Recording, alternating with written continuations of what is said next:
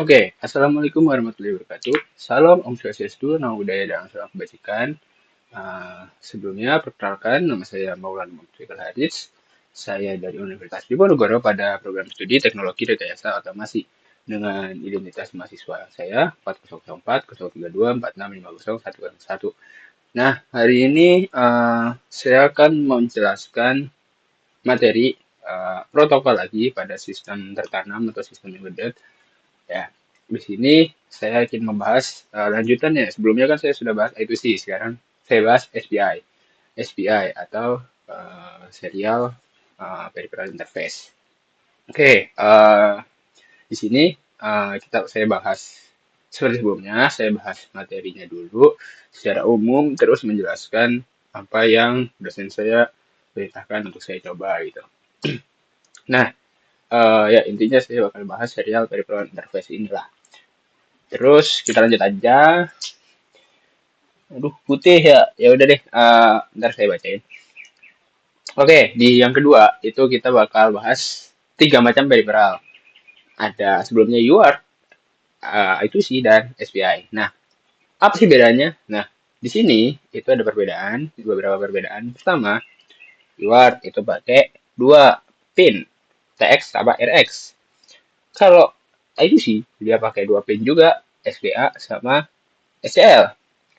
SPI di sini pakai 4. SCK, MOSI, MISO, dan CS. Oke. Nah, beberapa macam beda kayak UART itu sistemnya asinkronus. Kalau misalnya itu sih itu half duplex. Kalau misalnya SPI itu udah support dua arah atau full duplex. Terus pinnya juga metode pengamatannya beda. UART point to point dan alamat RX tinggal sambung aja RX ya. Terus itu sih itu pakai hexadesimal dan terakhir SPI itu dia pakai pin CS. Nah, terus kecepatan. Nah, kecepatannya berbeda nih teman-teman. Jadi kalau misalnya UART itu dapat dibilang lambat. Dia cuma bisa sekitar 115,2 kbps. Oke, ya kan?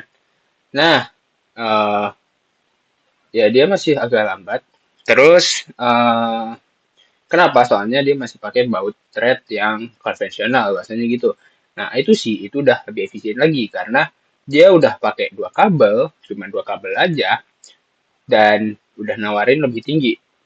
Tapi, kecepatan clock tertingginya itu masih, apa ya, kecepatan clock tertingginya itu masih terhenti di angka 3,4 MHz. Kenapa? Karena ada keterbatasan di resistensi pull up, pull down pada sistem open drain. Nah, di sini SPI hadir dengan yang lebih baik lagi. Di sini dia udah bisa mencapai puluhan megahertz dengan menggunakan konfigurasi penggerak push pull jalur data fisik.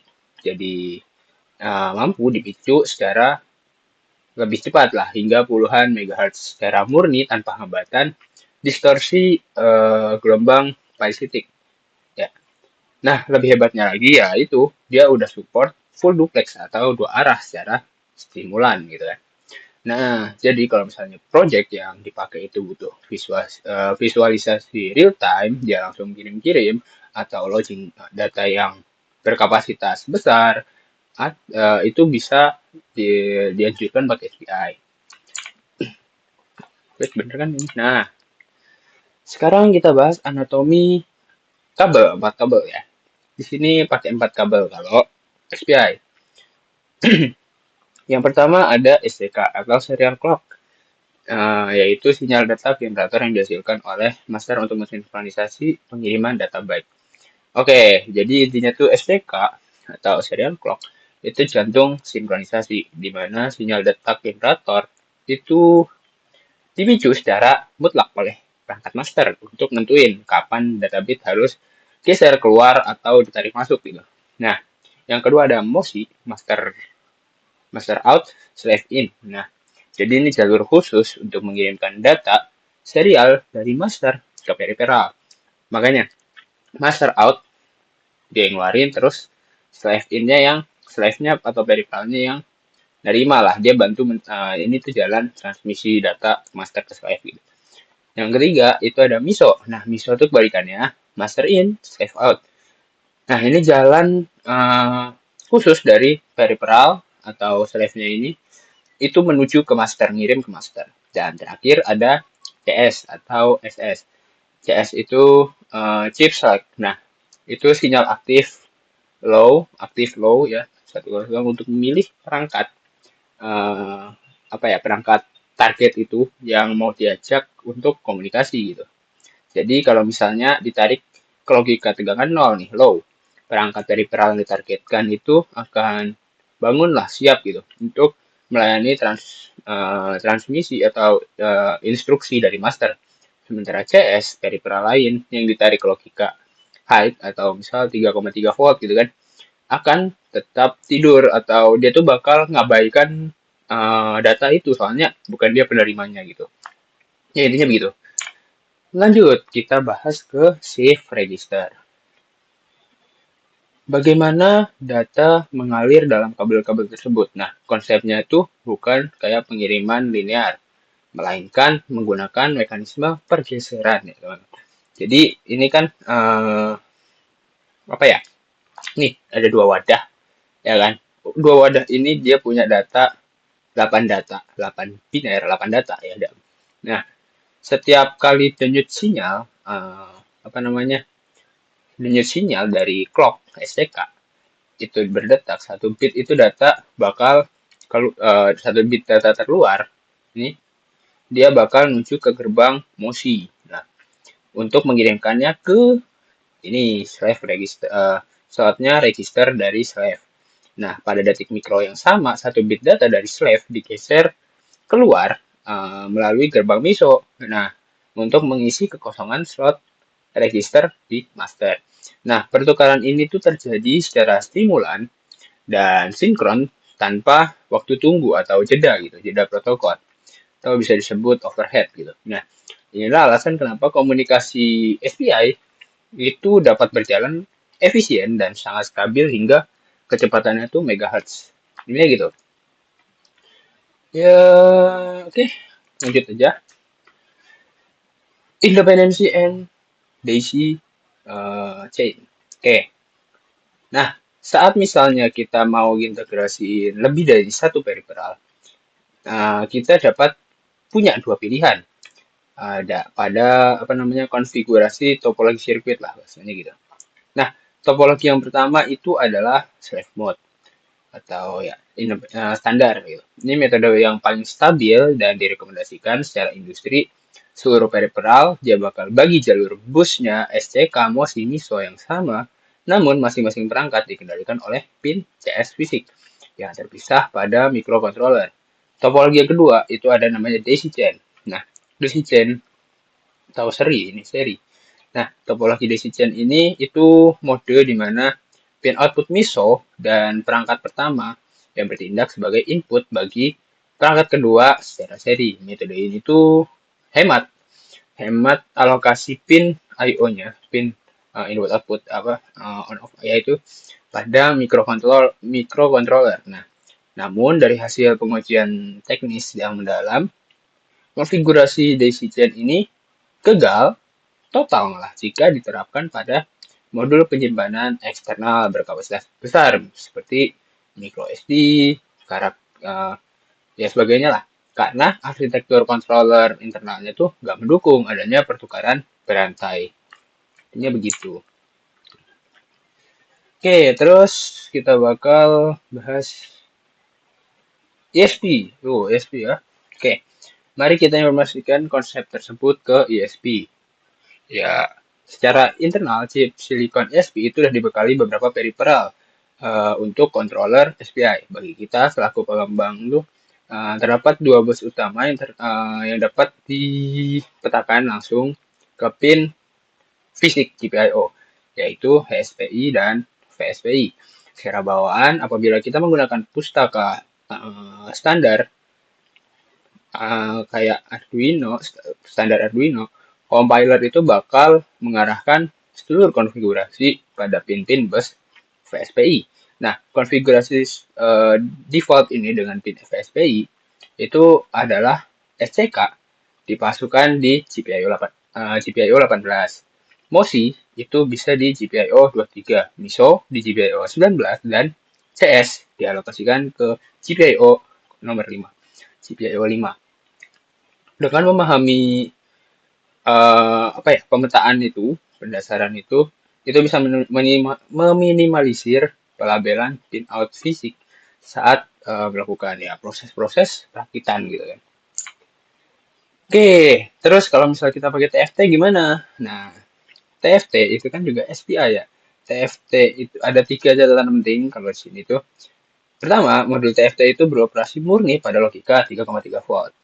Nah, menyuplai tegangan 5 volt itu bisa berakibat fatal pada keandalan operasional jangka panjang pada IC driver layar. Yang kedua, sifat komunikasi simplex.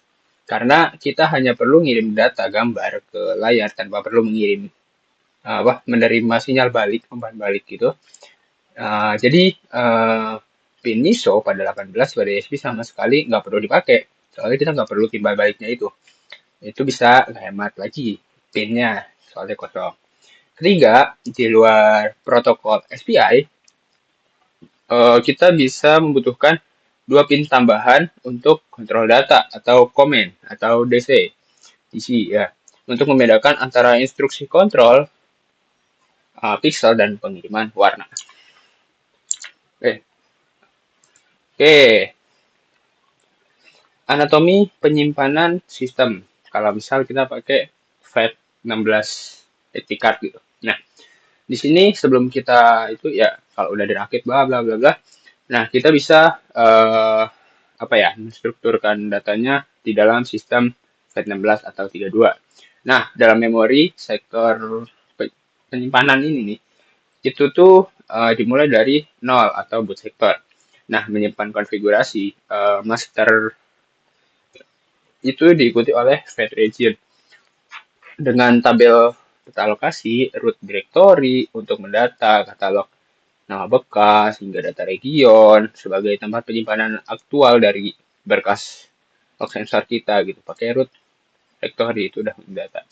Nah, microcontroller itu kan beroperasi secara menggunakan transfer block ya. Nah, jadi setiap kali proses tulis log sensor dilakukan, data wajib dikemas dengan dikirimkan blok dengan ukuran yang pas, yaitu kelipatan 512 bit untuk satu sektor. Nah, mengirim data secara tidak teratur juga bisa bikin rusak. Jadi gitu dah. Terus kalau kita mau inisialisasi, ya kalau misalnya SD card itu udah beda sama TFT teman-teman. Soalnya kita bisa pakai 2 arah. Soalnya ya kita ngambil juga datanya bisa kita ambil lagi, nggak kita taruh doang kan. Makanya kita pakai full duplex. Nah, di sini MISO itu harus dipakai juga buat menerima umpan balik atau kita ngambil data dari SD card gitu kan. Nah, intinya seperti itu sih.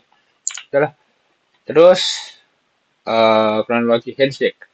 Nah, bagaimana sih cara proses handshake ini tuh? Nah, langkah pertama tuh ESP bakal narik pin CS ke logika 0 untuk mengunci fokus komunikasinya misal ke micro SD card.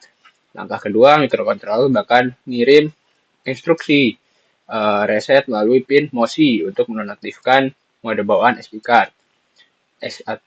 Ya itu ya. Untuk mengalihkan status kerja internalnya ke mode protokol SPI. Langkah ketiga, prosesnya bakal ada proses pooling, di mana kartu SD card bakal merespon melalui pin MISO dengan nilai data bit biner. Bisa terus bisa memberi sinyal hijau pada kartu misalnya udah siap gitu kan. Langkah keempat, ya dia bakal masuk ke operasi utama. Dia bakal siap untuk melakukan siklus baca tulis dengan melakukan instruksi lanjutan gitu. Oke, saya lihat aja kalau misalnya kita bisa pakai keduanya, uh, kita gabungkan dengan jalur datanya tuh digunakan secara bersamaan. Saya udah coba, kita lihat dulu. Ini yang nih 13. Nah, Ini kan dia bakal ngebaca TFT. Ya, TFT kan dia bahasnya dia pakai apa namanya? SD card. SD card itu SD card. Apa TFT? Dia bakal bisa baca data TFT. Ya sebenarnya gitu aja sih. Sebenarnya gitu aja. Kalau misalnya intinya tuh dia bakal kalau misalnya nih kita taruh di SD card, ada SD card lagi, itu bisa bahasanya urutan lah. Kita mau target yang mana gitu. Bukan urutan, kita target. Nah, di situ gitu misalnya kita pakai SD card gitu kan. Cuman berhubung kemarin SD card saya bukan flat, jadi nggak bisa gitu. But the point is like that lah. Oke, mungkin sekian dari saya. Kurang lebihnya mohon maaf. Wassalamualaikum warahmatullahi wabarakatuh. Terima kasih.